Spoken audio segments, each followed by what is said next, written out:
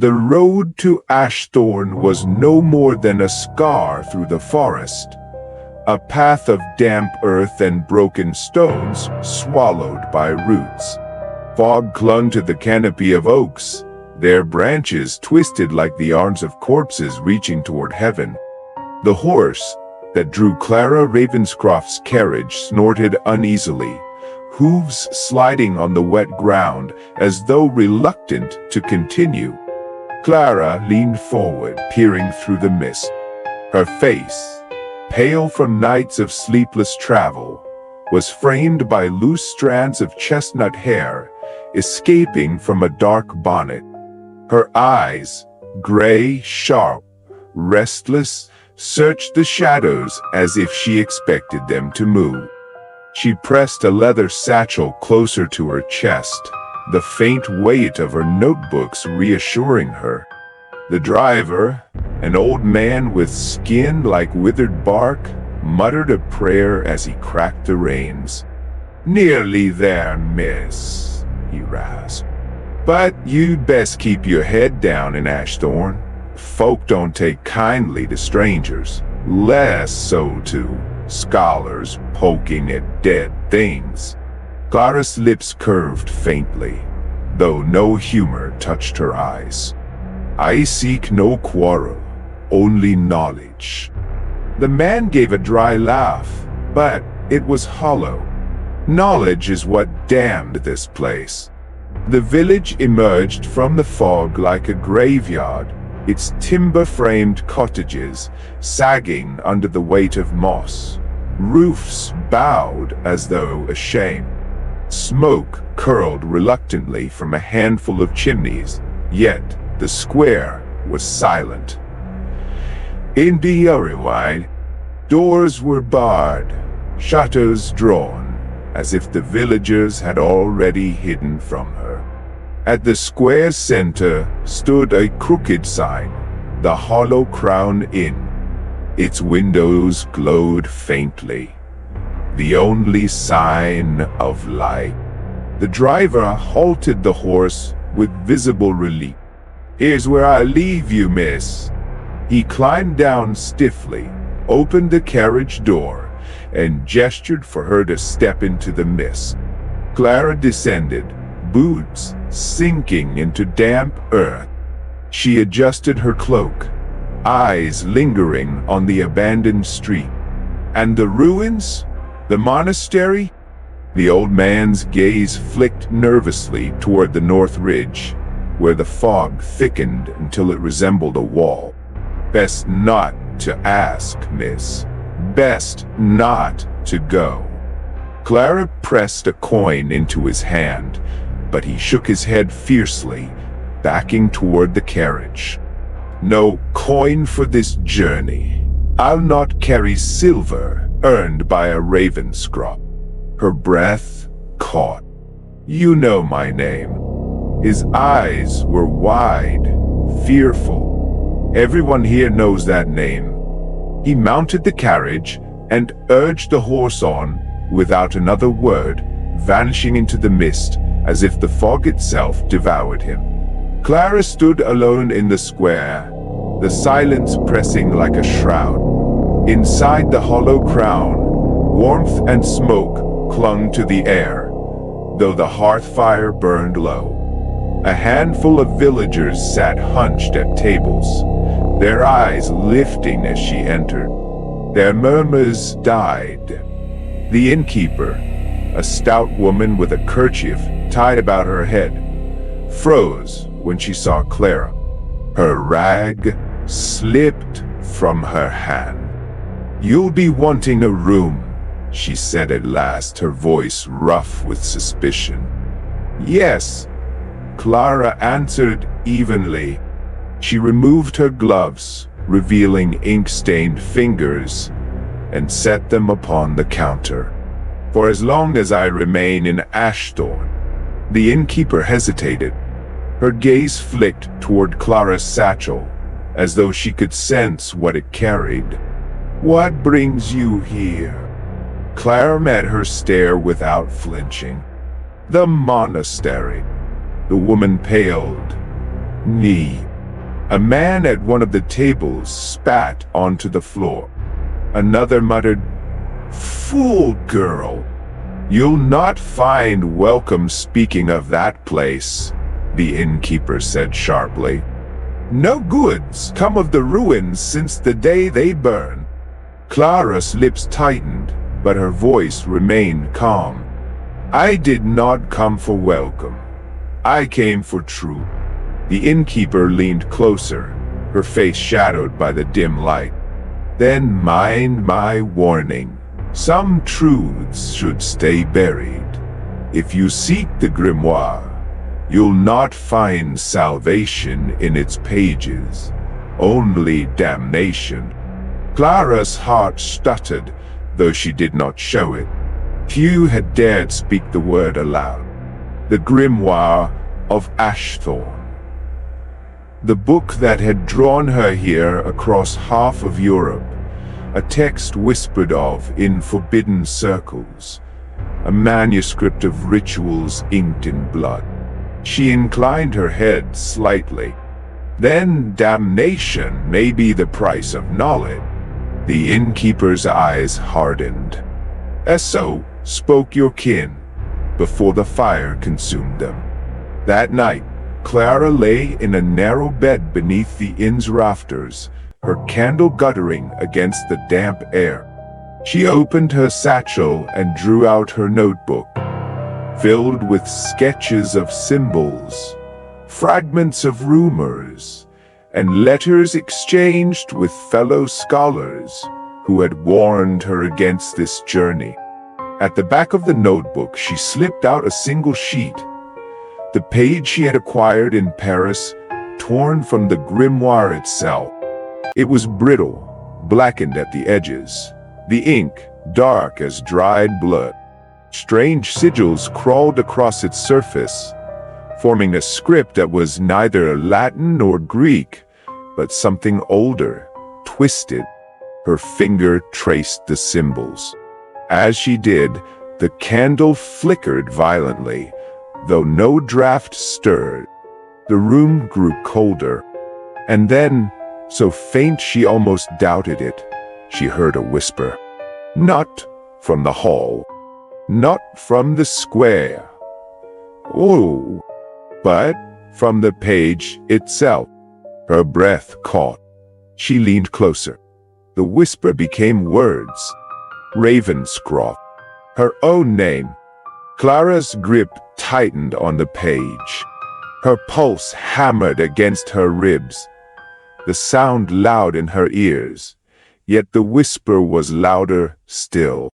It slithered through her mind, intimate as a breath against her skin. Ravenscroft, blood remembers. Ashthorne waits. Her candle flared high, then guttered out, plunging the chamber into blackness. Clara's breath came fast, misting in the sudden chill. She scrambled for her tinderbox, but before she struck a spark, she felt it, the page warming against her palm, as though alive. A pale light seeped from the ink, illuminating the symbols in a ghastly glow. And in the corner of her eye, she thought she saw movement, a shadow by the wall, tall and indistinct, watching. Her tinder fell from nerveless fingers. She forced herself to speak, though her voice trembled. "Who speaks?" The whisper answered, curling through her thoughts like smoke. "Not who, what was bound? What still binds you?" Clara's skin prickled. She shut the notebook with a snap, smothering the glow. The room sank into darkness once more. When she struck the flint at last, the flame revealed only bare walls and her own reflection in the small cracked mirror across the room.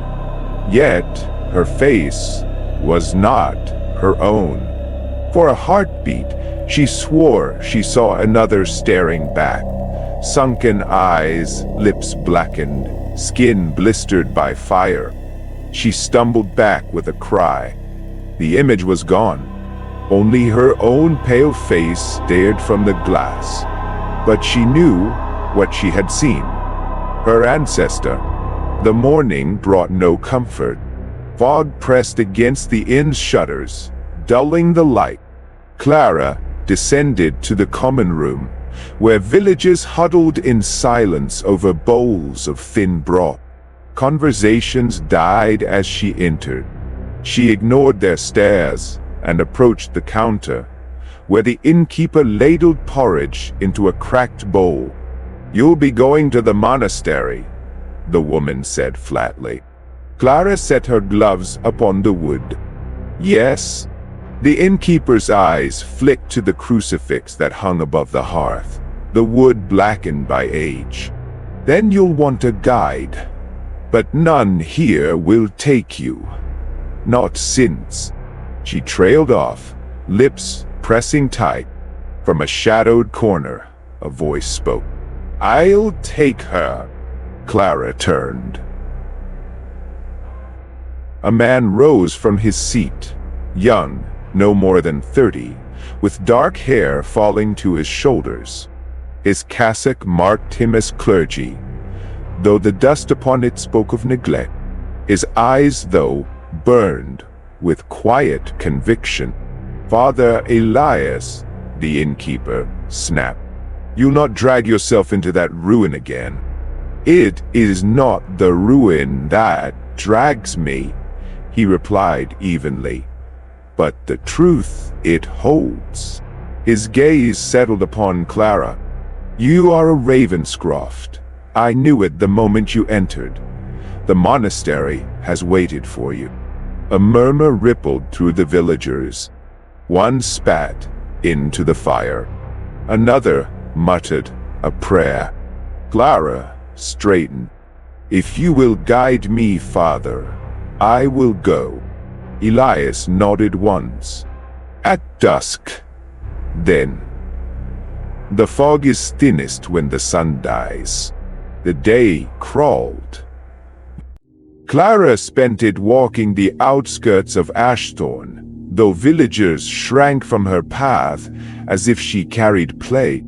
She studied the leaning cottages, the well choked with moss, the church whose bell tower leaned like a broken neck. But always her gaze drifted north, to where the ridge rose, cloaked in fog. Somewhere beyond lay the ruins. Somewhere beyond lay the grimoire. When dusk bled across the valley, she met Elias at the church steps. He bore a lantern and a satchel slung across his shoulder. "If you turn back now, no shame will follow you," he said. Clara's jaw tightened. "I do not turn back." They climbed the ridge as shadows lengthened. The forest loomed on either side, its branches clawing at the last light. The lantern cast a trembling glow, illuminating roots that writhed like serpents across the path. "Tell me," Clara said as they walked, "what do you know of the grimoire?" Elias's expression darkened. "Enough to fear it. It was written by your ancestor, Samuel Ravenscroft, a scholar who sought power through scripture older than Christ. The church condemned him, but the book endured. It consumed those who touched it. When the monastery burned, we thought it lost. But ash does not kill fire. It only hides it." Nay. Clara's heart beat faster. "And you believe it still lies within the ruins?" His gaze flicked toward the fog. "No, I believe it waits for you." The monastery rose before them, a silhouette against the dying light. Its spires were broken, its walls cracked, its windows gaping like empty eyes. Vines choked the stones, and black birds circled the tower that remained. Clara's breath caught. "It's beautiful." Elias gave her a sharp look. "It's cursed." They crossed the threshold, the lantern's glow revealing shattered pews, a floor littered with bones of vermin, and perhaps men. The air was thick with mildew, yet beneath it lay another scent, something metallic, like blood. Clara's gaze fixed upon the altar. Its marble was cracked, but upon it lay a fragment of parchment, curling with age. Her pulse quickened. She reached for it. Elias seized her wrist. "Don't, Pat." But it was too late. Her fingers brushed the parchment. The lantern flared, shadows dancing violently upon the walls. A gust of wind swept through the chapel, though no doors stood open, and the whisper returned. "Ravenscroft, you have come home." The whisper filled every corner of the ruined chapel, curling from the shadows like smoke. Clara snatched her hand back from the parchment, but the sound clung to her skin, to her blood. Her heart pounded as if the voice itself had become her pulse. Elias raised the lantern higher, his knuckles white on the handle. "Do you hear it?" she gasped. He gave a grim nod. "Yes, and if you do too, then the bond is real. It knows you." The whisper grew louder, shaping itself into words. "Blood remembers. Ashthorne remembers. The chain is not broken." The parchment trembled upon the altar, lifting as though moved by an unseen hand. Symbols scrawled across it in ink that glistened wet and red, forming new lines before Clara's eyes. She could not look away. The letters twisted, reformed, until they became a single sentence in a language she should not have understood, but did. "Read, and I shall rise." Elias slammed the lantern down upon the parchment, the glass shattering, flames licking across the stone. The page curled, blackened, but even as the fire consumed it, the symbols glowed brighter, defying the flame. A scream tore through the chapel, not human, not beast, but something between. Clara staggered back, her hands pressed to her ears. The scream was inside her skull, gnawing at her thoughts. Elias seized her arm and dragged her toward the doorway. "Come, before it takes root in you. None. Come." Demu. They fled into the courtyard, the fog closing in thick and suffocating. Behind them, the ruins groaned as though the stones themselves were waking from centuries of slumber. Clara stumbled to her knees, gasping for air. Her vision swam, her head pounding with echoes of the whisper. Elias knelt beside her, gripping her shoulders. "What did it say?" he demanded. Her lips trembled, her voice little more than a breath. "That it waits for me, that it will rise if I read." Elias's face was grave. "Then you must not, no matter what you feel, no matter what it shows you." But Clara could not answer. Deep within her, beneath the terror, beneath the exhaustion, something else stirred. Curiosity, and a longing sharp as hunger. She pressed her hands to her ears, but the whisper lingered, faint and insistent, threading through her thoughts. "Ravenscroft, turn the page." The fog thickened, wrapping the monastery in its shroud, as though the valley itself wished to hide what had been awakened. And Clara knew with a chill that pierced her bones that she had crossed a threshold from which there was no return. The following morning, Ashthorne awoke to a pall heavier than fog. The villagers went about their tasks with eyes averted, their movements hurried as though watched by unseen eyes. Even the crows were silent, perched upon the sagging rooftops, their black feathers slick with dew. Clara descended from her narrow room, her notebook clutched tightly to her chest. Sleep had eluded her. The whisper had murmured all night, weaving through her dreams until she could not tell waking from nightmare. The common room of the inn was near empty, save for Father Elias, seated near the hearth, his face drawn.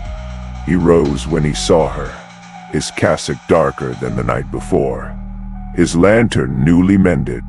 "You should leave Ashthorne," he said without preamble. "Whatever spoke in the monastery is bound to you now. The longer you remain, the stronger it will grow. Clara set her jaw. I will not run. The grimoire exists. I have proof of it. If I can study it, perhaps I can understand the curse and break it. Elias's gaze hardened. You are not the first Ravenscroft to speak so, nor the first to fall. She opened her notebook and drew out the torn page she had carried from Paris. Its edges were blackened, its ink strange and dark. This is no mere rumor. This is history. My history. At the sight of the page, Elias paled. Put it away. Do not tempt it here, in the village. Anna, one day, one. But Clara held it firm. The symbols seemed to pulse faintly under her touch, alive. It calls to me, and I must know why. That afternoon, Clara slipped from the inn and wandered through the village square. Children ceased their play at her passing, retreating into doorways. An old woman spat into the dirt, muttering Ravenscroft blood. Clara kept her chin high, though unease crawled along her spine. She followed the path toward the church, its bell tower leaning precariously, its doors bound with iron. Yet one shutter hung loose, and through it she glimpsed shelves of forgotten books, dust thick upon them. She hesitated, then pushed inside. The church smelled of mildew and candle wax long since melted to stubs. Statues of saints loomed from the gloom, their faces eroded, their eyes blind. But behind the altar, in a side chapel, she found it. A small library, neglected but intact. Her fingers trembled as she traced the spines. Most were rotted hymnals and crumbling scripture. Yet one volume drew her. A folio bound in cracked leather, its clasp rusted shut. She pried it open with her dagger and gasped. Within lay marginal notes scrawled in a hand she recognized. The same curling script as the page she carried. A journal. She turned the first leaf, her heart hammering. Words swam before her eyes, written centuries ago by Samuel Ravenscroft himself. The villagers do not understand. They call it witchcraft, blasphemy. But I have seen what scripture hides. There are words older than God, prayers that do not beg but command. The grimoire is my testament. With each page I carve my name upon eternity. Clara's hand shook as she read. It was not myth. It was truth. Her blood carried the legacy of a man who had defied heaven itself. She turned another page. The toll has begun. Each reading binds another. Their souls feed the chain. Soon the bell will ring for me alone, and I shall be eternal. The words blurred as her vision swam. She pressed her palm against the parchment to steady herself, and felt it burn hot beneath her skin. A voice breathed against her ear, read aloud. Her lips parted before she thought to resist. Words spilled forth, harsh and guttural, tasting of iron. The church grew colder, the statues' faces twisting in the corner of her sight. The air shuddered, and then she heard it. A scream outside, sharp and human. Clara stumbled back, the book dropping from her hands. She rushed to the door, Elias's warnings ringing in her mind. In the square, a man lay sprawled in the dirt, his body contorted, his eyes wide and glassy. Villagers gathered, wailing. Clara froze, horror flooding her veins. She had spoken the words, only a handful of them, and already death had come. Elias appeared beside her, his face ashen. He gripped her arm hard. "What have you done?" Her voice was a whisper. I read." His gaze was full of dread. "Then, you have opened the grimoire, and Ashthorne will bleed for it." "Nay." The villagers crowded around the corpse, their cries echoing against the sagging walls of the square. Some crossed themselves, others whispered prayers. But when they saw Clara standing in the church doorway, their grief twisted to fury. "There!" a woman shrieked, pointing a trembling finger. "She brought it!" A man spat into the dirt. "Ravenscroft witch!" Clara staggered back, her throat dry. Elias stepped in front of her, lifting his hand. "Enough! You know nothing of what happened." But the villagers pressed closer, their faces pale with terror and rage. "Another death, another curse," one snarled. "Always, when her blood returns." Clara's pulse thundered. She wanted to speak, to deny, to plead. But the truth burned in her mind. The scream had come the moment she uttered the words. Coincidence? Or consequence? Elias gripped her wrist, pulling her back into the church. "Do not answer them. If they believe you guilty, no reason will sway them." The heavy door slammed shut, muffling the rising clamor outside. Clara pressed her back to the wall, breath ragged. "They're right," she whispered. "It was me. I spoke the words, and he died." Elias seized her shoulders, forcing her to meet his gaze. "You must not think that way. The book feeds on guilt. It will twist you until you believe you are nothing but its vessel." Her eyes burned. "And if I am?" He released her slowly, his face grim. "Then Ashthorne is already lost." They returned to the library chapel. The journal lay upon the floor where she had dropped it, its pages fluttering as though stirred by breath. Clara bent to pick it up, her fingers trembling. "I should destroy it," she said hoarsely. "Then do so," Elias urged. "Burn it, bury it, anything. Do not let it write itself upon you." But when she raised her dagger to the page, the ink flared crimson. A voice hissed in her ear, low and intimate. "Strike me, and you strike your own blood. I am you, you are mine." Her arm faltered. She could not bring the blade down. With a cry, she hurled the journal across the room. It struck the wall and fell open, landing face up upon the stones. Elias's face was pale. "It knows you, Clara, and it will not let go." That night, she sat awake in her chamber at the inn. The torn page from Paris laid before her. The journal was locked in Elias's keeping, but this fragment she still carried. Her candle sputtered, shadows long against the walls. She traced the curling letters with her finger, her breath shallow. The whisper rose again, softer this time, coaxing. "Read. Just a little. Only a word. See what waits." Clara pressed her hands to her ears, but the whisper was inside her, pulsing with her heartbeat. She snuffed the candle and lay back on her bed, yet sleep would not come.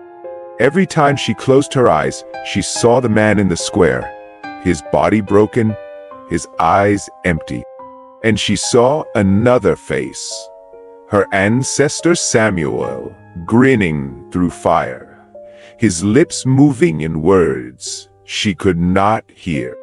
When dawn came, she rose with trembling hands and ink-stained lip. She did not remember lifting the page, nor reading. Yet her mouth was raw, as though from speaking too long. And in the village square, another body lay cold. By midday, the villagers were at the inn door, fists pounding, voices raised. "Give us the witch! She brings the grimoire upon us." The innkeeper barred the door, her face grim. "You'd best go, girl. They won't be satisfied long." Clara looked to Elias. "If I leave, the deaths may follow me." He shook his head. "No, the curse is bound to Ashthorne. It began here. It will end here. But we must reach the grimoire before the villagers reach you." The pounding grew louder. The wood splintered. Clara clutched her satchel close. The whisper purred inside her skull. "Yes, come to me. Read, and I will show you power beyond death."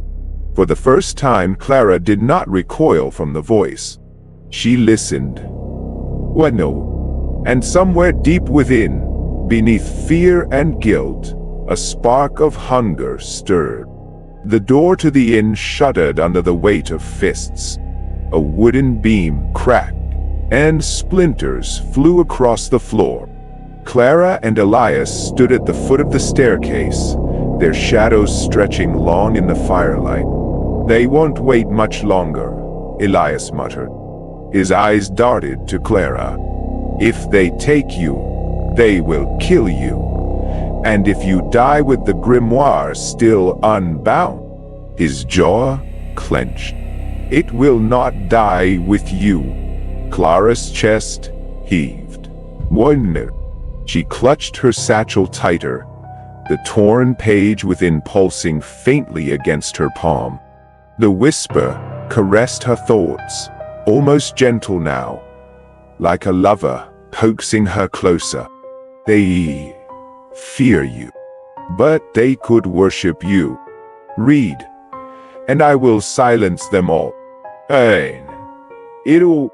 Her lips parted, the temptation sharp and sweet. Just a word, just a line. How much power might it give her? Enough to drive back the villagers, enough to show them she was not the witch they thought, but something far greater. Elias saw the hunger in her eyes. He seized her wrist, forcing her gaze to his. "Listen to me. You are Clara Ravenscroft. You are flesh and blood, not ink and curse. If you surrender, there will be no return."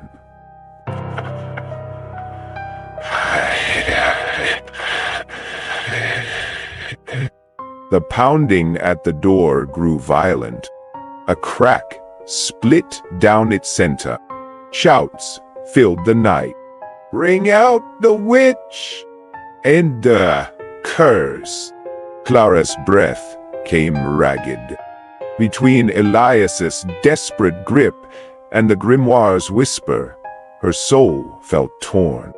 At last, she wrenched free, her voice hoarse. "We go to the monastery tonight. If the book waits for me, then I will face it." Elias's eyes widened. "At night? It will be worse. And they will not give me till dawn," she said, her voice steady despite the fear curling in her gut. Another crash shook the door. The iron latch screamed as it began to give. Elias swore under his breath. He snatched up his lantern and his crucifix. "Then we run." He pulled Clara toward the rear of the inn, where a narrow passage opened into the fog-drenched alley beyond. As they slipped into the mist, the inn's front door finally gave way. Shouts erupted, feet thundered, but Clara and Elias were already swallowed by the fog. Behind them, the village howled for blood. Ahead, The ruins of the monastery loomed, waiting, and in Clara's satchel, the page of the grimoire whispered with delight. "Yes, come to me. Tonight, the reading begins. Excellent tea. We'll move forward into the heart of the story. I'll now begin part 3. The monastery ruins, at 3,000 words, of Edgar Grimoire of Ashthorne Dante. As usual, I'll deliver in chunks, about 1240 to 1,400 words per message. You just reply, 'Continue,' when you want me to keep going until we complete the whole section." The fog thickened as Clara and Elias fled the village, cloaking the world in a pall of silence. The path to the monastery wound uphill, its stones slick with moss, its roots rising like claws to catch the unwary. The lantern swung wildly in Elias's grip, casting frantic shadows across the trees. Behind them, the shouts of the villagers faded, swallowed by mist. Clara pressed her satchel to her chest, her breath sharp in her lungs. The torn page burned faintly within, as though eager to be near its siblings. Each step toward the ruins felt less her choice and more the pull of the grimoire itself, guiding her feet. "Do you hear it?" she asked between gasps. Elias glanced at her sharply. "Hear what?" "The voice," she whispered. "It calls from ahead, not from the page, from something greater." His mouth tightened, but he said nothing. The lantern light revealed the monastery's silhouette emerging from the ridge at last. Broken spires, shattered arches, a gaping maw of a doorway. Crows wheeled above, their cries sharp and mocking. Clara's pace slowed. The air here was colder, as though the stones themselves exhaled death. Her skin prickled, and her hand tightened on her satchel. "It waits for me," she murmured. Elias's grip closed around her arm. "Then we face it together. But remember this, its hunger is not yours. It will try to make you believe it is." Anemone. The monastery's entrance yawned before them. The great doors lay splintered, their iron hinges rusted to flakes. Clara stepped across the threshold, her boots crunching upon fragments of stained glass that glittered faintly in the lantern's glow.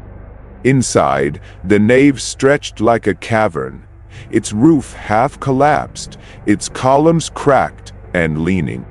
Moonlight filtered through jagged windows, painting the floor in fractured light. Shadows clung thick between the pews, deeper than they should have been, shifting faintly as though alive. Clara's gaze fixed upon the altar.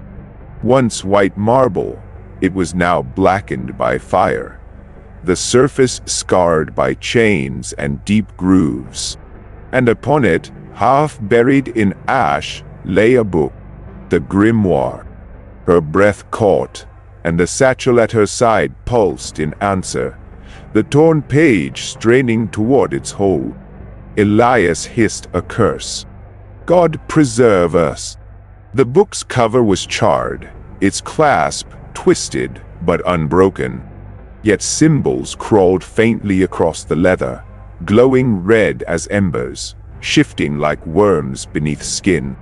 The air around it shimmered with heat, though the night was cold. Clara stepped forward, drawn as if by invisible hands. "It's real," she whispered. "It has waited." Elias moved to block her path. "Do not touch it." Her eyes never left the book. "I must." "No," he said sharply, his lantern trembling in his grip. "You saw what a fragment did. A single page. The whole will devour you." Clara tore her gaze from the grimoire to meet his eyes. "If I turn back now, the deaths will not stop. You know that as well as I." His silence was answer enough.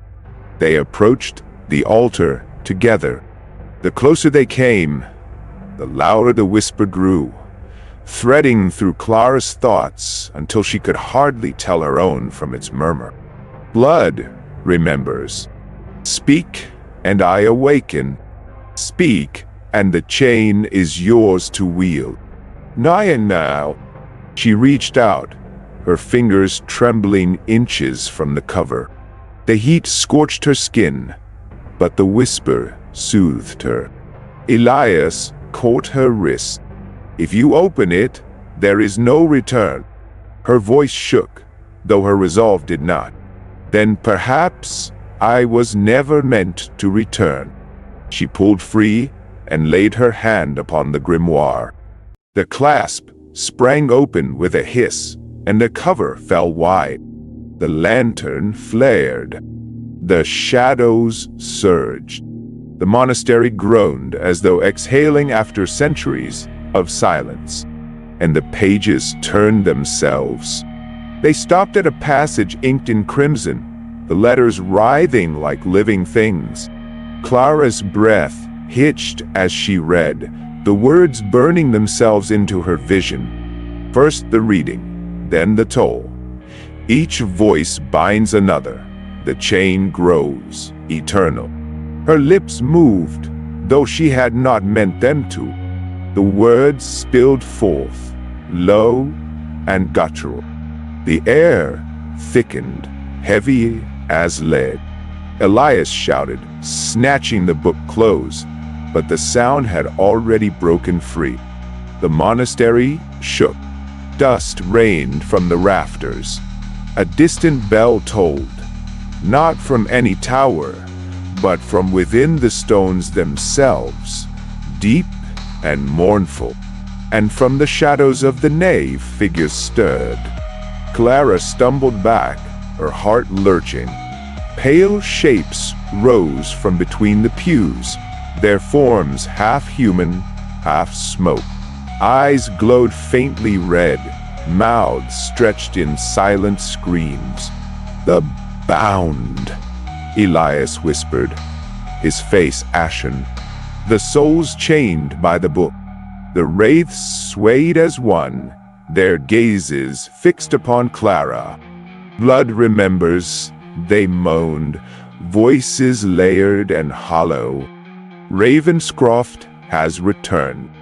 The wraiths drifted closer, their forms dissolving and reforming with each step, as though the fog itself obeyed them.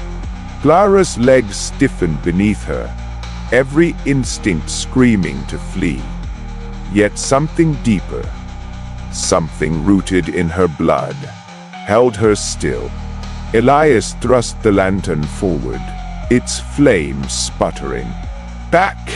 he commanded, voice sharp with fear. The crucifix at his neck glinted in the light. "In the name of Christ, begone!" The wraiths recoiled slightly, their forms wavering, but they did not vanish. Instead, a ripple passed through them, and their moans grew louder, layered with tones of agony and rage. "Christ does not bind us," they whispered. "Only blood, only the chain." Clara's breath came in gasps. She clutched the grimoire tighter, the leather hot against her skin. "They're bound to me," she murmured, horror dawning. "My blood, Samuel's blood, it anchors them." Elias turned to her, his eyes blazing. "Then close the book. Break the link before they consume you."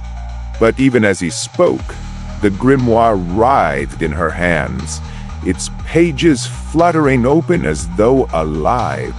Lines of crimson script glowed brighter, twisting into new words before her eyes.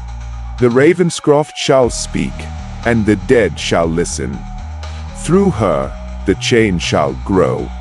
The wraiths surged forward, their hands reaching, claws of smoke and bone stretching toward her. Clara staggered back, but the book pulsed, sending heat through her veins. She heard her voice rise, though the words were not her own. Harsh syllables spilled from her lips, rolling like thunder through the nave. The wraiths froze. Then, as one, they knelt. Elias's face blanched. "Dear God!" Clara's body trembled, her throat raw, yet the words kept spilling from her mouth. The wraiths bowed low, their voices joining in a hollow chant. The monastery shook, and the toll of the phantom bell echoed once more. At last, silence fell. The wraiths remained kneeling, their red eyes fixed upon her in worship. Clara's knees buckled. She slammed the grimoire shut, and the spell broke. The wraiths dissolved into the fog, leaving only the echo of their voices behind. Her chest heaved as she looked at Elias. I commanded them." He stared at her, lantern trembling in his grip. "The book commanded them through you. Do not mistake that power for your own." But even as he spoke, Clara felt the truth gnawing at her.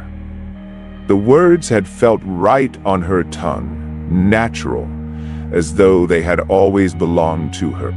And worse, part of her had liked it.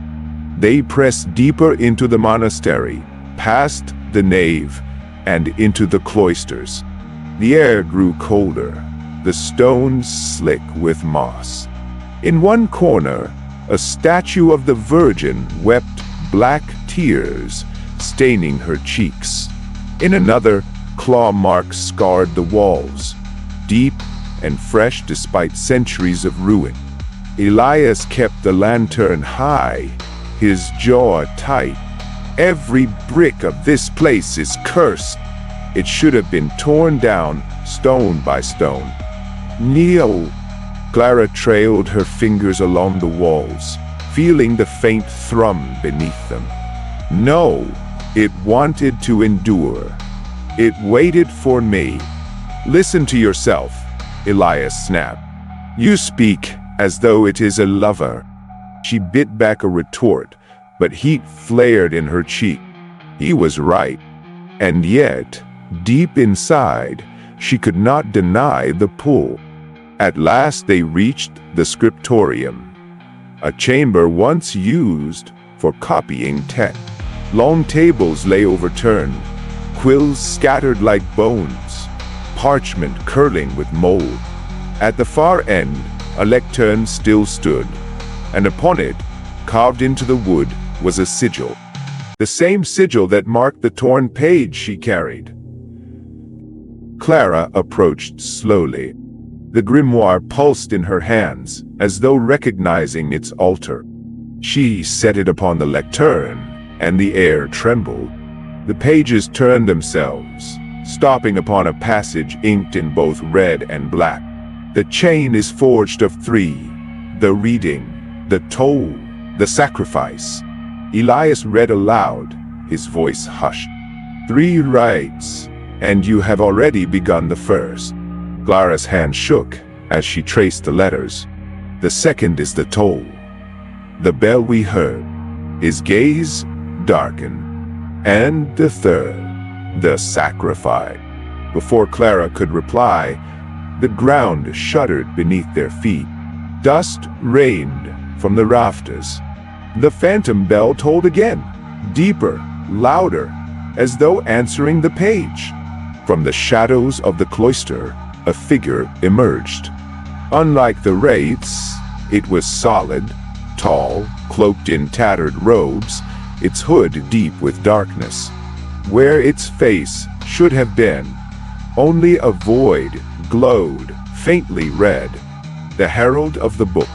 Elias thrust the lantern forward, his voice fierce. "In the name of Christ, depart." The figure raised a hand, and the flames snuffed out. Darkness swallowed the chamber, broken only by the red glow from within the hood. Clara's breath caught. The whisper filled her head, louder now, undeniable. Ravenscroft, finish the rite. Read toll, sacrifice. Only then shall the chain be whole. The herald stepped closer, its form towering. Shadows writhed like smoke around its feet. Clara clutched the grimoire to her chest, torn between terror and fascination.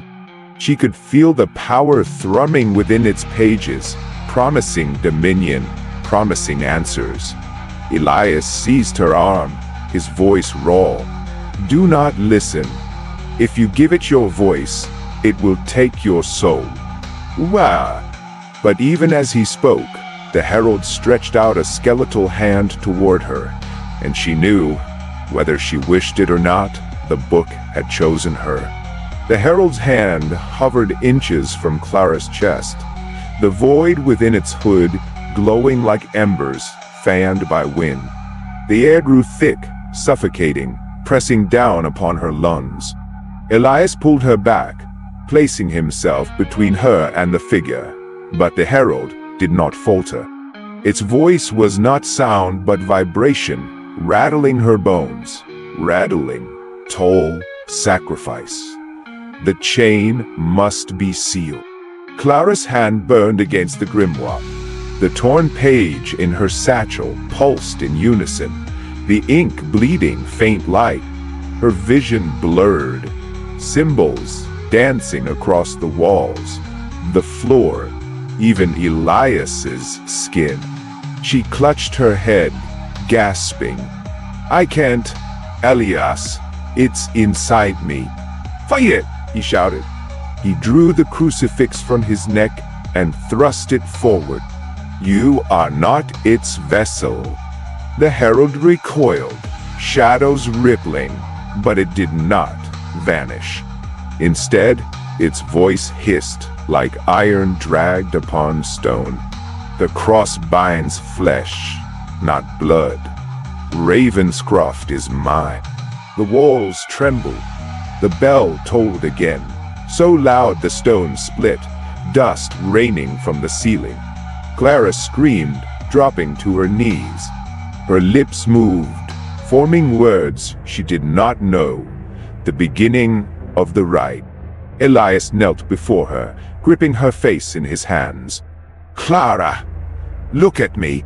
Her gray eyes swirled with crimson light, her voice guttural, ancient. The herald loomed, its hand lowering, ready to claim her. Elias did the only thing he could. Elias did the only thing he could. Missionary, Chateau eyes. He snatched the torn page from her satchel and hurled it into the lantern's shattered glass. The parchment caught instantly, flames devouring the ink. The scream that tore from Clara's throat was not heard. It was the herald's. The figure convulsed, its shadow boiling away, its hood imploding into emptiness. The monastery shuddered, the toll faltering mid-peal, cut off like a strangled cry. Clara collapsed, the light fading from her eyes. She lay trembling, her breath shallow, tears streaking her ash-stained cheek. Elias gathered her against him, his own body shaking. It's over, he whispered, though doubt thickened every word. Clara's lips moved faintly. No, only begun. One page gone, but the grimoire remains. Her gaze drifted to the book, still lying on the lectern, its cover closed but pulsing faintly, like a heart still beating. The herald had been banished, but not destroyed. And the rites, reading, toll, sacrifice, had only just begun. Perfect day, we're moving into the heart of the nightmare. I'll now begin part 4. The Curse of the Grimoire, 3,000 words, of Why the Grimoire of Ashthorne, Orton Ways and ID. As usual, I'll deliver in chunks, 12 or 200, 400 words each. You just reply, continue, whenever you want me to keep going until the part is finished. Clara awoke to the sound of rain against the roof of the inn.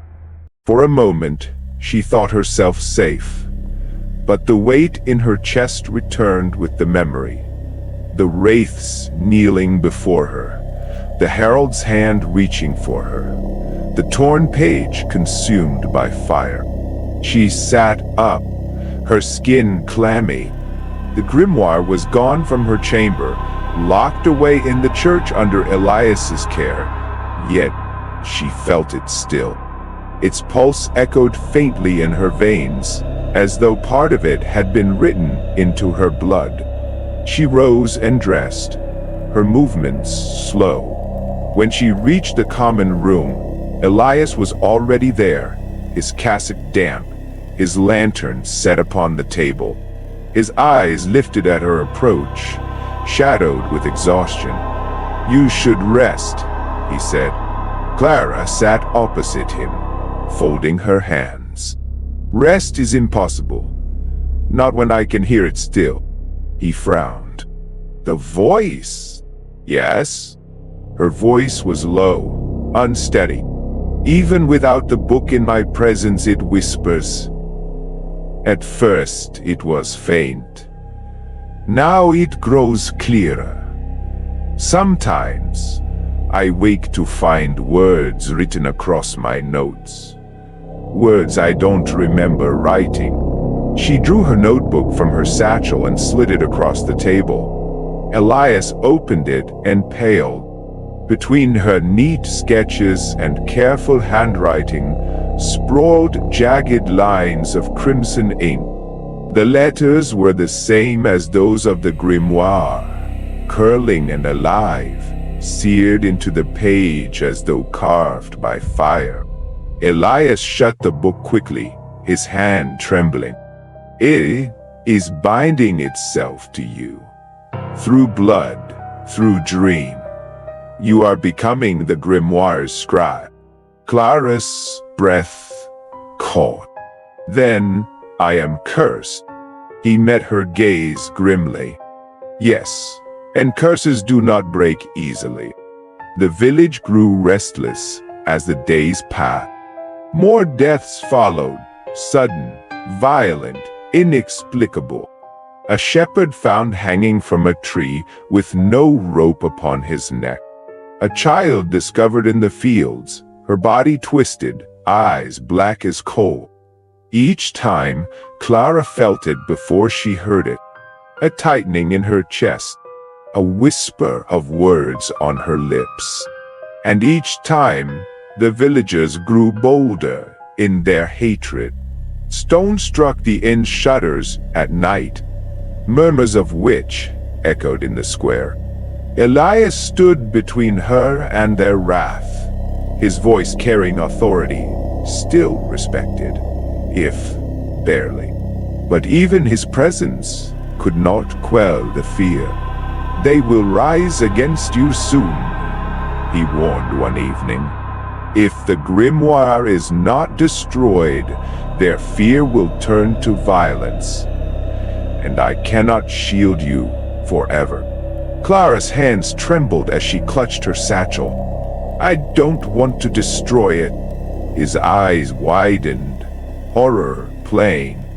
"You cannot mean that." "I mean..."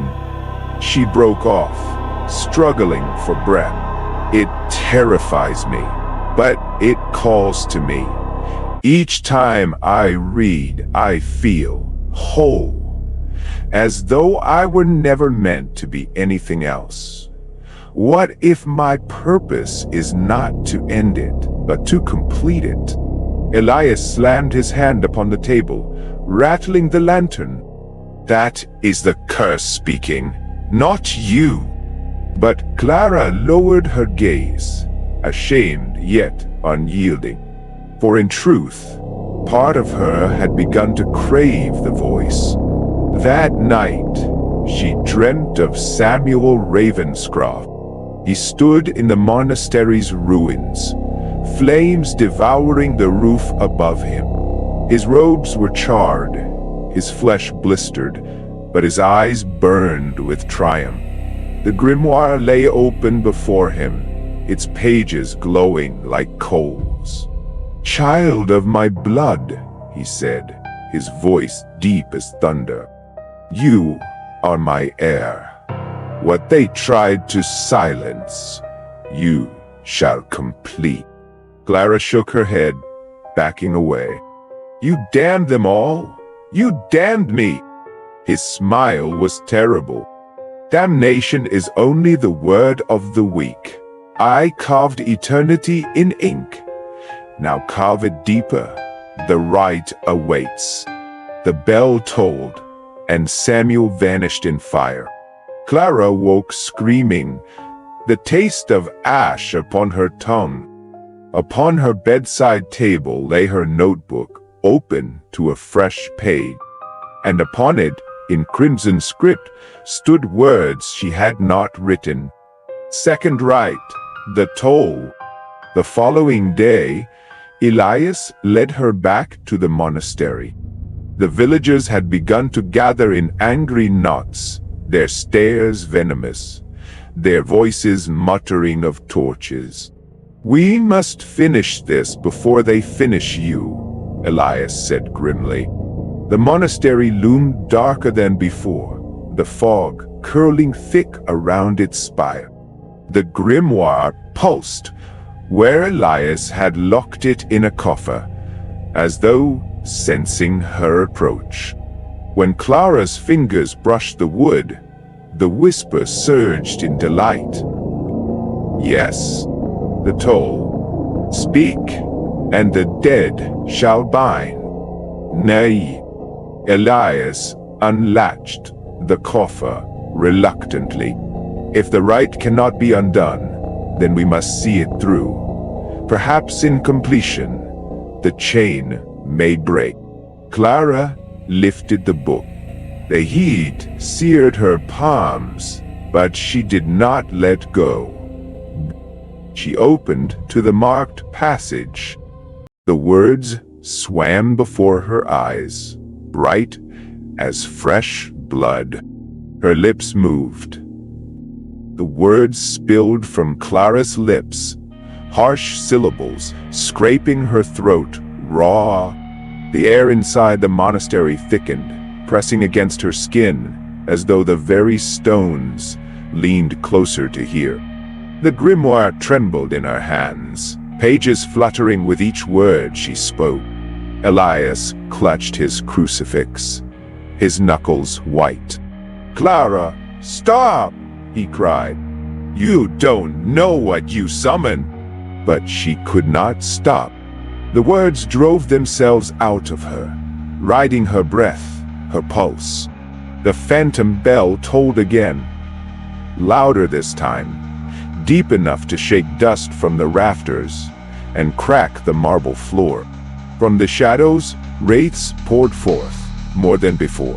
Dozens, perhaps hundreds, their forms writhing like smoke, their eyes glowing crimson. They surrounded Clara and Elias, circling, their moans weaving into a single hollow chant. "Ravenscroft, Ravenscroft, the toll binds, the toll feeds." Clara dropped to her knees, clutching the grimoire to her chest. Her eyes blazed faintly red, reflecting the wraith's glow. "They obey me," she whispered, awe and terror tangled in her voice. "Do you see? They obey me. Nay, in oru. Nern, wanu." Elias knelt beside her, seating her shoulders. "No. The book obeys no one. It uses you. Each toll ties you closer. With every word, you lose yourself." Clara's gaze wavered. For a heartbeat, she saw herself reflected in his eyes. Her face pale, her lips stained as though with blood, her expression half mad with power. And yet, the thrill of control lingered. The wraiths had bowed to her. For once, she had not been the hunted, but the master. Suddenly, the grimoire's pages flipped violently, stopping at another passage. When the toll is complete, the sacrifice shall bind eternity. Clara froze. The sacrifice, she breathed. Elias's face went white. Dear God, that is the third rite, and you know what it means. Before she could answer, the herald appeared again, stepping from the shadows, with its hooded void aglow. The wraiths parted before it, kneeling as though to a king. Its voice rang inside their skulls, iron upon iron. The toll is not yet full. More souls must bind. Speak again, Ravenscroft. Speak, until the valley is mine. Clara trembled. Her throat ached from the words. Her body shuddered with exhaustion, yet the grimoire pulsed eagerly, urging her on. Elias drew her close, his voice fierce. If you read again, they will not stop until every villager is taken. That is the toll. It will devour Ashthorne. Clara stared at the herald. And if I refuse? The hood tilted, and the void flared brighter. Then it shall devour you. The wraiths surged closer, their hands outstretched, their moans deafening. Clara gasped, clutching the book tighter. Her heart warred within her. If she spoke, Ashthorne would fall. If she did not, she would. And somewhere beneath the terror, she wondered, which fate had Samuel Ravenscroft chosen? They barely escaped that night. Elias hurled holy water upon the floor, the liquid hissing as though upon fire. The wraiths shrieked, recoiling just long enough for him to drag Clara through a side passage and out into the fog. They collapsed in the graveyard beyond, gasping for air. The grimoire still pulsed in Clara's arms, hot as a living heart. Elias lay upon the ground, trembling. We cannot destroy it, not yet, not while it clings to you.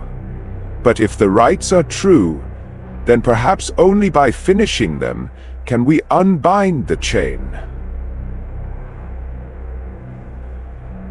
Clara pressed her forehead to the book, her breath ragged. And the third rite, the sacrifice. What if it means me? His silence was answer enough. That night, Clara returned to her chamber. She barred the door, set the grimoire upon the table, and lit a single candle. The book glowed faintly, its pages rustling though no wind stirred. She opened it, her fingers trembling. The passage awaiting her was written in fresh crimson, the ink glistening wet. The sacrifice must be blood of Ravenscroft, to bind eternal, to free eternal. Her hand shook violently. It wants me. The whisper caressed her ears, tender as a lullaby. Yes, your blood, your life, and through you, eternity. Nay, tears stung her eyes. And if I give myself, the voice purred. Then you shall be more than mortal. You shall be legend. You shall be mine. Clara shut the book with a cry, stumbling back.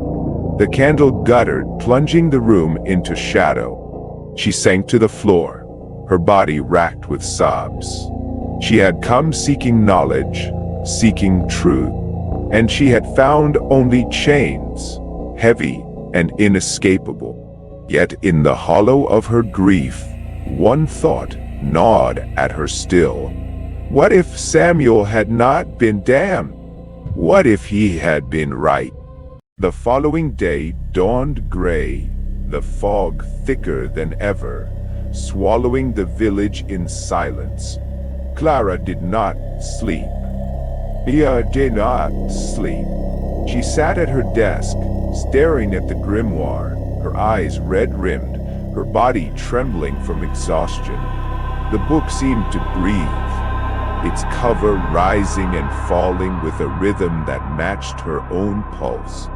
When Elias entered her chamber, he halted at the sight of her. "You've been awake all night." She lifted her gaze to him, hollow and raw. "It wants my blood. The sacrifice is me." His expression hardened. "Then we must find a way to break the pattern. Your ancestor bound this curse with his own will. Perhaps it can be undone by yours. And all about me. What in Dante?" Clara gave a bitter laugh. "And if it cannot, then I am doomed to die upon that altar." He crossed the room, seizing her hands in his. "No, you are not Samuel. You are Clara Ravenscroft. You are more than your blood." Her throat tightened, but before she could answer, a scream split the morning air. They rushed to the window. In the square, villagers gathered around a body. A woman twisted upon the ground, her eyes wide and empty. Cries of rage rose, and fists lifted toward the inn. "They blame me," Clara whispered. "They will come for you," Elias said grimly. "Tonight, we must act.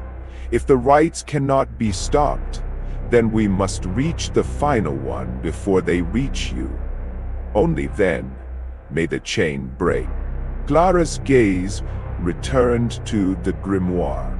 Its crimson letters glowed faintly, alive. "Back. Tonight," she murmured, almost to herself. "Then it ends." But as she spoke, the whisper stirred within her mind once more, sweet and terrible. "Yes, child, tonight you are mine." Night fell over Ashthorne like a shroud of lead. The villagers lit torches in the square, their faces carved from fear and fury. The fog glowed orange with firelight, casting long shadows across the crooked cottages.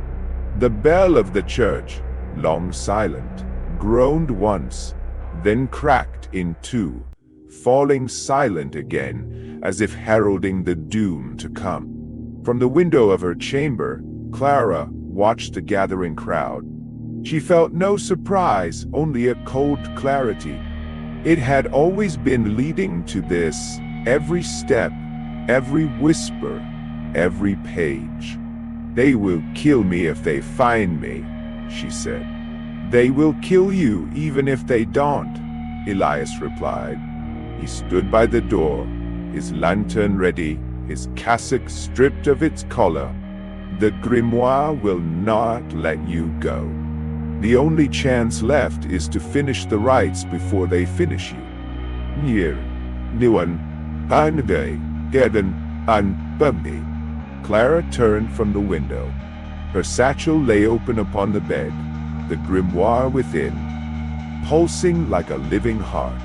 Its glow cast crimson across her hand. "The third rite," she murmured. "The sacrifice." Elias's mouth tightened. "And if it demands your life," she lifted the book. "Then, so be it." He seized her arm, his voice raw. "No, you have fought too hard to surrender now. There must be another way." Clara met his gaze steadily. If there is, the grimoire will not reveal it. It hungers for Ravenscroft blood. That is why it has waited. Wow. His grip loosened, despair flickering in his eyes. Then, let me take your place. You can't, she whispered. You are not of my blood. It would only kill you and take me anywhere. Outside, the villagers' voices rose, chanting for the witch, for the curse, for the fire. The sound mingled with the whisper in her skull, which had grown steady and insistent. Come to me. Come to the altar. The chain shall be whole. Clara closed her satchel. It ends tonight. They slipped from the inn through the back, as they had before, vanishing into the fog. The path to the monastery was slick with rain, roots grasping at their boots, but Clara moved, as if in a trance. The grimoire's glow guided her, casting its crimson light upon the stones. Elias stumbled after her, muttering prayers under his breath. God forgive me. God forgive us both. When they reached the ridge, the monastery loomed against the sky, its ruins darker than the night, its spires broken like the teeth of a skull. The wraiths drifted at the gates, silent sentinels, their eyes glowing faintly. They parted at Clara's approach, bowing as they had before. Inside, the nave had changed. The altar no longer lay blackened, but gleamed wetly, as though freshly carved from obsidian. Chains hung from its corners, swaying without wind.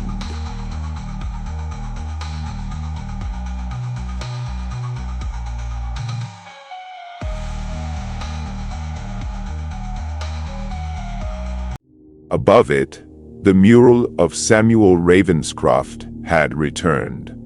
Intact now, vibrant, showing him with the grimoire open, the bell tolling behind him, souls writhing beneath his feet. Clara's breath caught. It's whole again. Elias gripped her shoulder.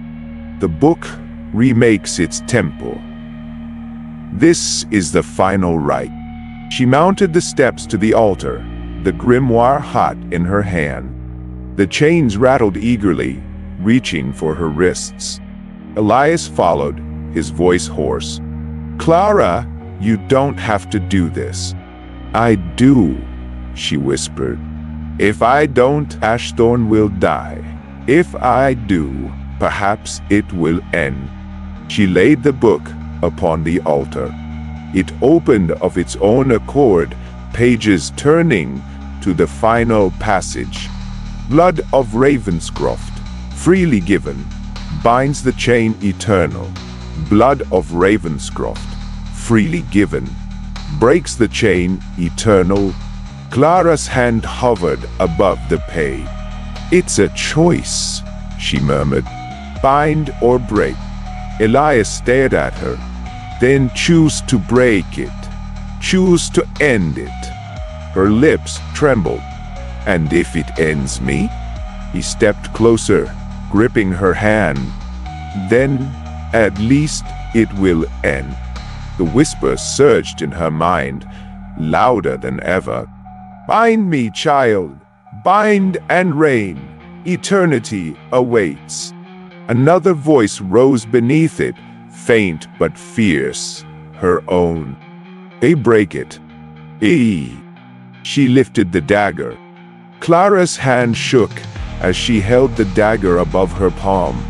The candlelight flickered, glinting off the blade, throwing shards of light across the grimoire's crimson script.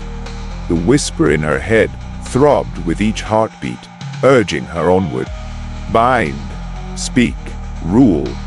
But beneath that insistent voice, she felt another presence, softer, hidden, like a faint echo. The faces of the wraiths flashed in her mind. Villagers of Ashthorne long dead, their eyes hollow, their voices begging for release.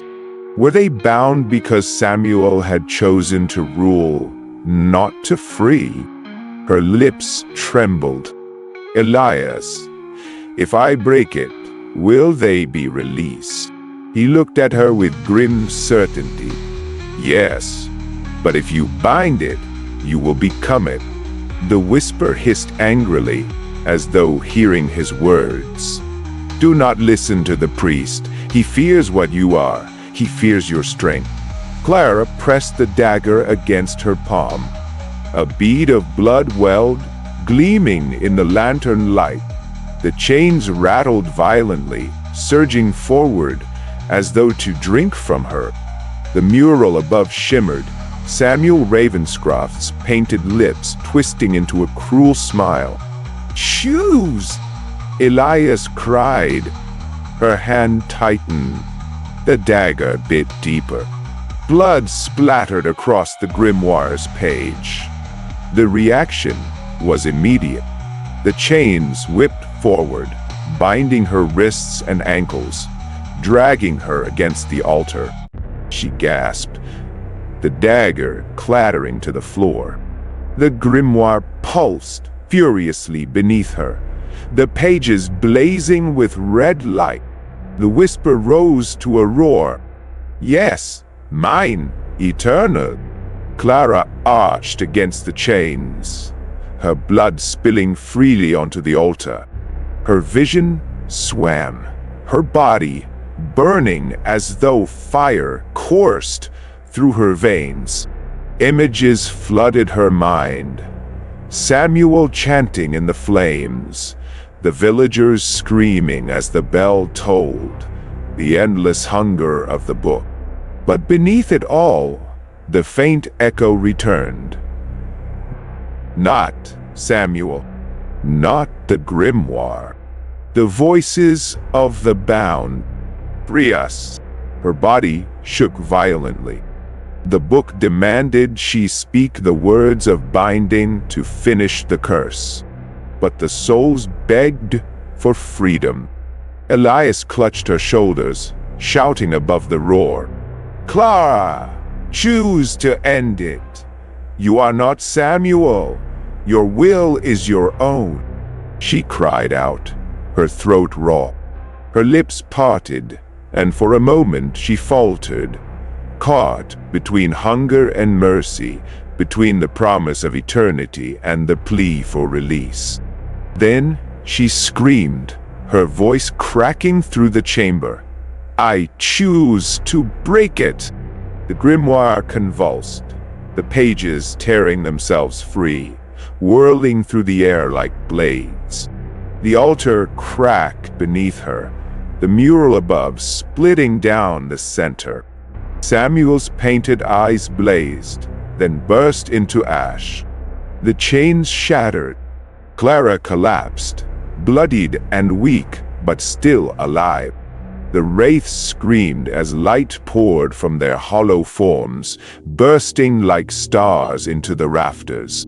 One by one, they dissolved, their cries turning from agony to relief.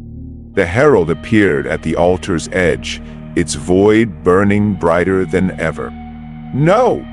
The chain cannot be broken." But as it reached for her, the grimoire itself split apart, torn down the spine. The crimson glow exploded outward, engulfing the herald. It shrieked, a sound like bells shattering, before imploding into nothing. The ruins shook. Stones rained from the ceiling. The altar collapsed into rubble, burying the torn remains of the book. Clara lay gasping upon the cold stone floor, her blood mingling with the dust. Elias knelt beside her, his face pale with awe and fear. "You did it," he whispered. "You broke it." Her lips curved faintly, though her eyes brimmed with tears. "Then it is finished. But even as she spoke, a single page of the grimoire, untouched by flame or ruin, drifted down through the air. It landed gently against her chest, its crimson ink pulsing faintly, alive. Clara's breath hitched as the page touched her. It was warm, pulsing with a rhythm that matched her failing heartbeat. She tried to push it away, but her blood-slicked hand trembled too weakly. Elias snatched it up, fury in his eyes. "No more," he shouted, and flung it into the rubble where the altar had collapsed. He seized a broken stone and crushed the page beneath it, grinding until only dust remained. For a moment, silence. Then the pulsing ceased. The red glow faded. Clara sagged against him, tears streaking her face. "It's over," she whispered. Elias held her close, his chest heaving. "Yes, it must be. The book is gone. The chain is broken. You are free." The monastery groaned as though exhaling its last breath. The remaining spires collapsed, the nave caving in upon itself. Fog poured out like smoke, dispersing into the night. The toll of the phantom bell rang once more, softer now, mournful, a farewell, then faded into silence. Together, they staggered from the ruins, the lantern barely holding its light. Behind them, the monastery collapsed entirely, a mountain of rubble, burying what remained of Samuel Ravenscroft's work. In the graveyard, Clara fell to her knees. Her hands trembled, her blood dripping into the soil. She pressed her forehead to the cold earth, whispering to the night, "They're free." The wind carried faint voices, not whispers of hunger now, but of peace. The souls of Ashthorne were gone, finally released. Elias knelt beside her, his voice low. "You broke the curse."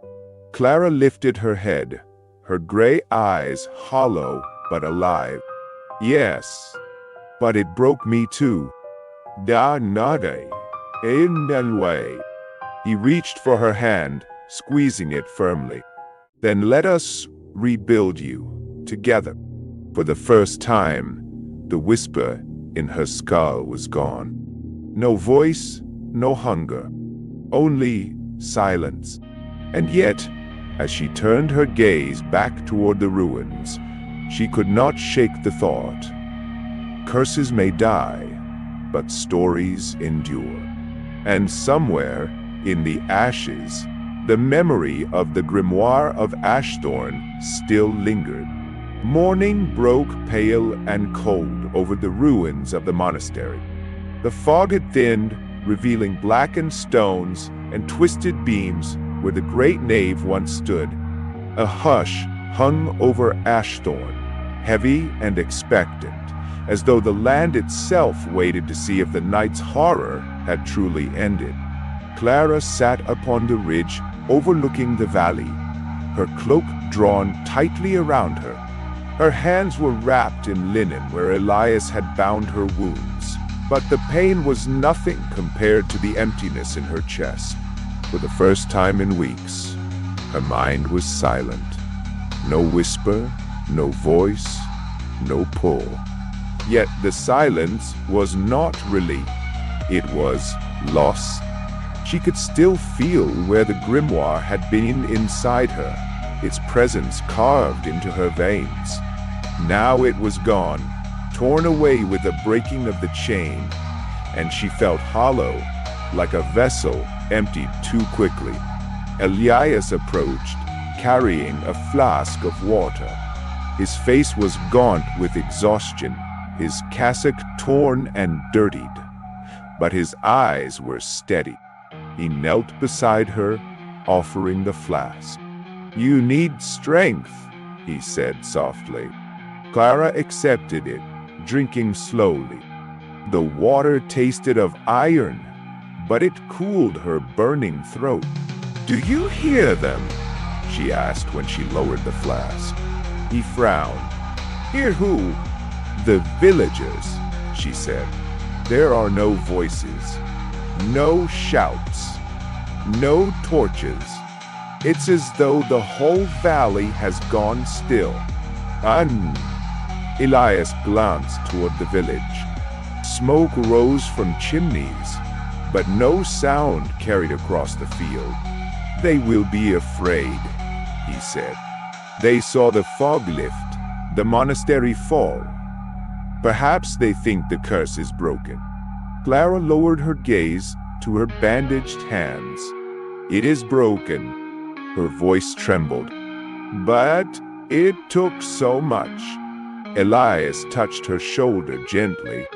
"Better that it ends with you than with another generation bound to Ravenscroft's sins."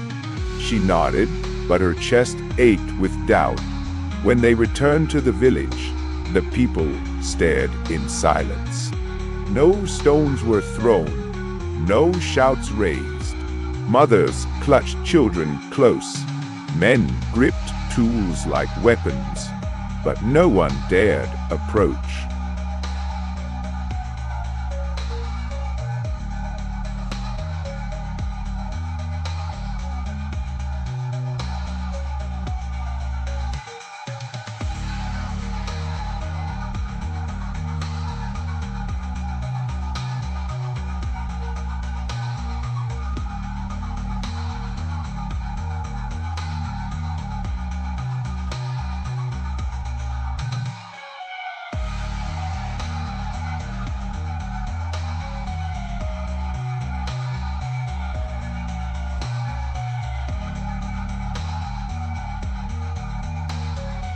Clara met their gazes, weary but unflinching. "It is done," she told them. "The book is gone. The dead are free. Ashthorne is no longer cursed." Murmurs rippled through the crowd. Some made the sign of the cross. Others looked away, as though afraid to believe. At last, the eldest of the villagers, a bent woman with clouded eyes, stepped forward. She bowed her head, not in reverence but in relief. "Then may God grant you rest, child of Ravenscroft, for none before you ever gave us peace." Clara's throat tightened. She inclined her head, then turned away, unable to bear their stares. In the weeks that followed, the valley began to change. The fog no longer clung to the fields. The bell of the church, though cracked, rang faintly again when pulled, its tone no longer mournful but clear. Crows abandoned the monastery's ruins, leaving only silence in their wake. The villagers spoke little of Clara. Some still crossed themselves when she passed, unable to forget her bloodline. Others offered quiet thanks but avoided her eyes. She was no longer cursed in their sight, but neither was she welcome. Elias remained at her side, though his own faith had been shaken. He confessed it one night as they sat by the inn's dying fire. "I prayed through every moment of that ordeal," he said. "I begged God for guidance, but it was you, not prayer, that ended it. And I wonder now if it was ever God's will at all." Clara stared into the flames. "It was never God's will. It was Samuel's. One man's hunger for eternity, and yours to end it," Elias said gently. She did not answer, for though the grimoire was gone, she still dreamed of its pages.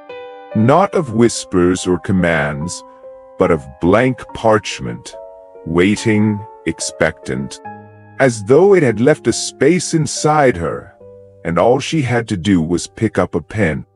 Spring came, and with it, a fragile sense of renewal. The first blossoms pushed through the thawing soil. Sheep returned to the pastures, and the villagers began to smile again, cautiously at first, then with more confidence.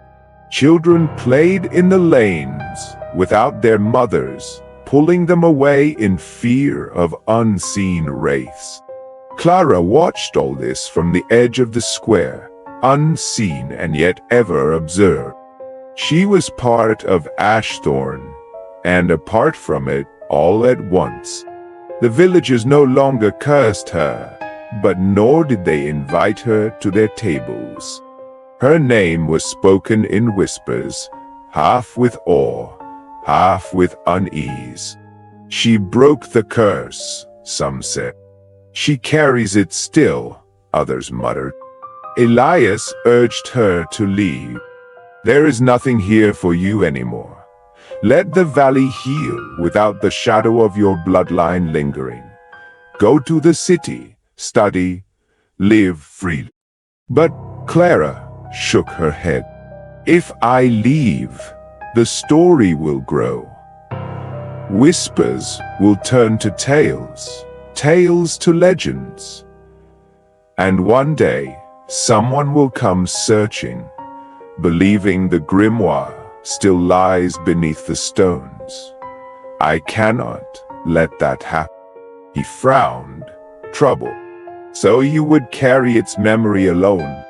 She met his gaze steadily. Yes, alone is safer. One night, months after the monastery's fall, Clara returned to the ruins. The air was clear, the sky sharp with stars. Where the altar had once stood, lay only a mound of rubble, but the ground still hummed faintly beneath her boots, as though something deep within the earth remembered. She knelt, laying her palm against the stones. No heat, no whisper, only silence.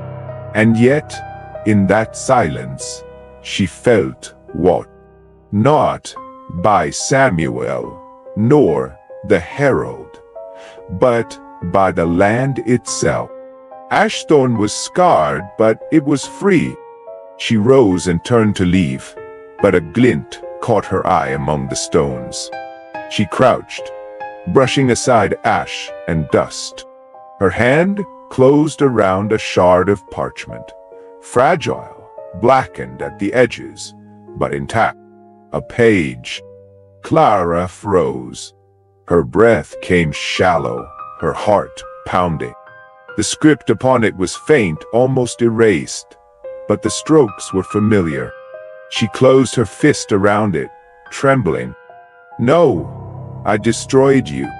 The page pulsed once, weakly, like a dying ember refusing to go cold.